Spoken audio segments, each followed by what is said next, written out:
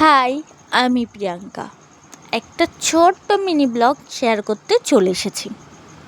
কিছুদিন আগে মায়াপুর গেছিলাম, আপনাদের সাথে শেয়ার করেছিলাম। তখন গিয়েই এই ভিডিওটা করেছিলাম, কিন্তু এটা শেয়ারই করা হয়নি আপনাদের সাথে। চলুন, এই যে ঢুকছি যেই বাড়িটায়, এটা আমাদের নিত্যানন্দ মহাপ্রভুর মাসির বাড়ি। এই মাসি আর মেশোর বাড়িটা আপনাদের সাথে একটু শেয়ার করব। চলুন ঘুরে দেখাই।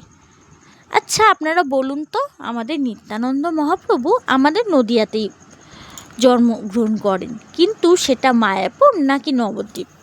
আমাদের মায়াপুরেও এক জায়গায় আছে যেটা নিত্যানন্দ মহাপ্রভুর জন্মস্থান বলে সবাই বলে, আবার নবদ্বীপেও আছে, কিন্তু উনি যে কোন জায়গাটাই হয়েছেন সেটা কিন্তু জানি না।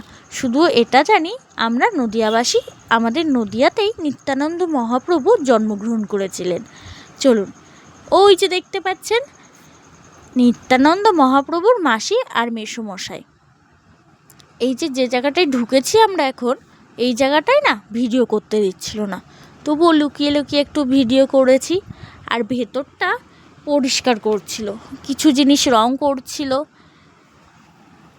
চলুন আপনাদের সাথে একটু শেয়ার করি, দেখুন।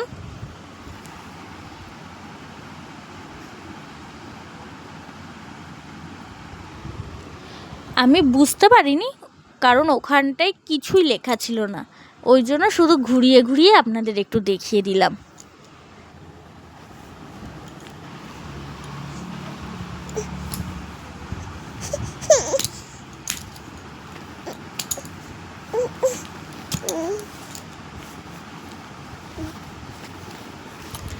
এখানে হয়তো নিত্যানন্দ মহাপ্রভুর মাসি বাড়ির কিছু ঘটনা তুলে ধরা হয়েছিল। কিছু যেহেতু লেখা ছিল না, ওই জন্য কিভাবে কি ঘটনা হয়েছিল কিংবা কিভাবে থিমটা করা আমি কিছুই বুঝতে পারিনি। শুধু এটা নিত্যানন্দ মহাপ্রভুর মেসোমশাই যখন মারা গেছিলেন সেটাই দেখানো ছিল। আর এই যে মহাপ্রভু, আর এই যে জিনিসগুলো দেখছেন, এগুলোকে রং করছিল।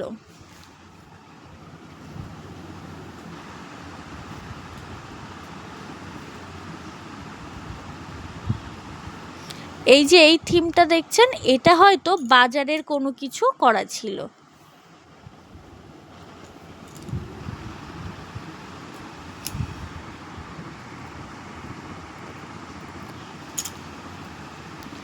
আর এই যে এইটা হচ্ছে সৃষ্টিলীলা।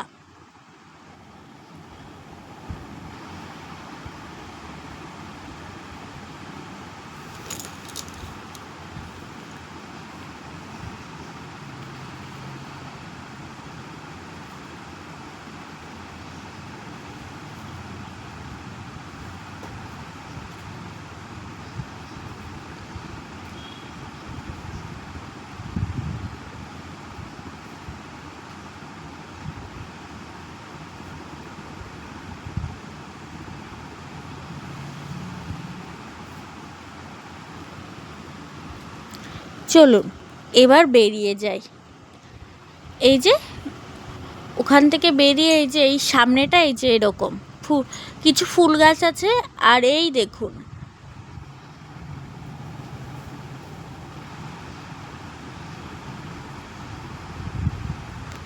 মন্দিরটা খুব সুন্দর ভেতরটা।